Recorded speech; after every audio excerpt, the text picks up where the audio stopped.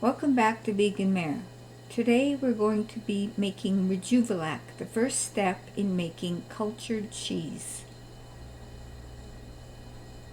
Make sure the utensils are spotlessly clean before you start because we're working with bacteria.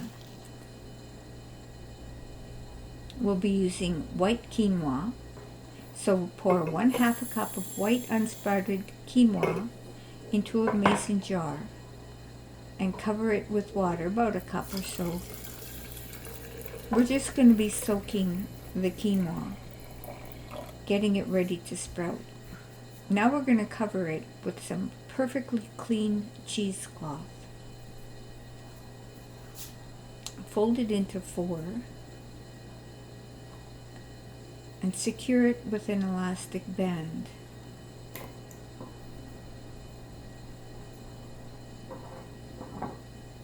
Allow the quinoa to soak for 8 to 10 hours at room temperature.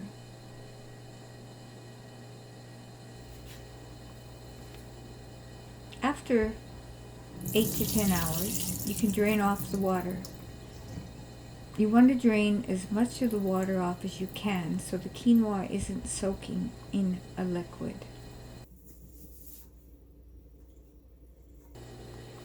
You can remove the cheesecloth and empty the contents into a fine mesh strainer and drain it that way, but I find it easier to do it this way. It takes a little bit longer, but I don't have to fuss with all the little grains of quinoa.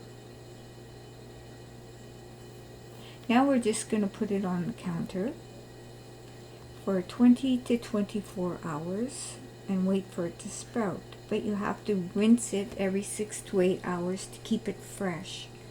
You can use tap water for this.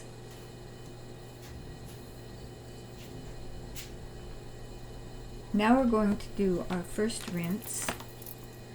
So now we're going to take the cheesecloth off the top and flush it around. Add some water. Rinse the quinoa down. We're going to give it a little swish. And then we're going to put the cheesecloth back on the top and drain it again.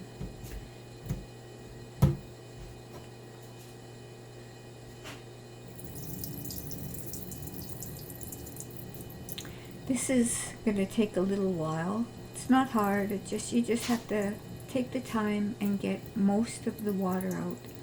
You don't want it soaking in the liquid. Just want it moist. Just swish it around.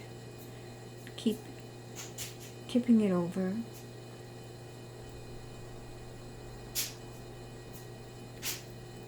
And swish some more.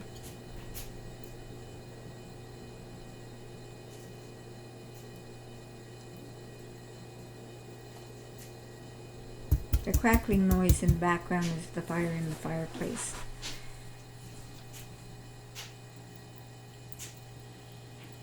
There we go, getting it all out.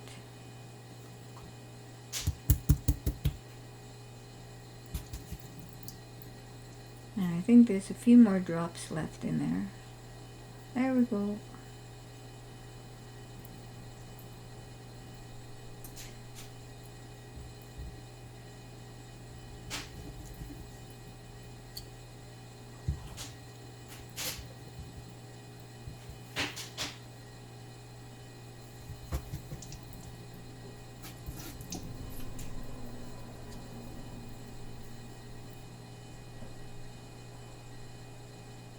There, all done. So now we're going to rinse it again after 6 hours and leave it on the counter.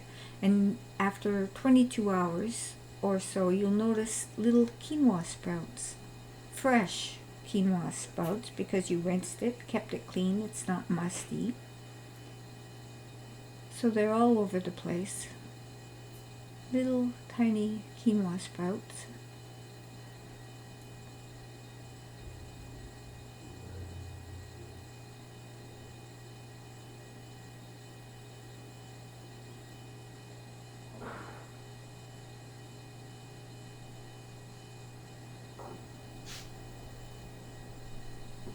So now we're going to take the lid off, the cheesecloth off, and we're going to rinse the quinoa back into the jar. And this time we're going to use distilled water because you're going to be fermenting it and you want it as free of any additives such as calcium, magnesium, chlorine as possible, so the little bacteria can work. They're good bacteria. Now we're going to fill it up to the top with distilled water. And this time we're going to close it with a lid. I just use a clean used mason jar lid. Turn it upside down, give it a swish, and we're going to let it sit for 1 to 2 days until the liquid turns cloudy and bubbles form on top. If you put it in a dark cupboard, that would be fine. You can leave it on the counter out of the sun so long as it's not too warm. You don't want it warm, but you don't want it too cold. So now it's 2 days later, and we're going to check it.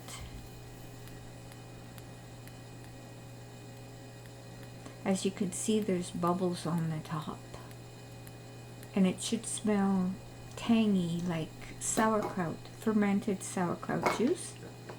So this is Rejeuvelac. So now we're going to strain the liquid into another clean jar. Make sure your jars are spotless. I put them in the oven for 10 minutes at 300 degrees just to kill any bacteria, anything that's on there. So now we're going to strain it.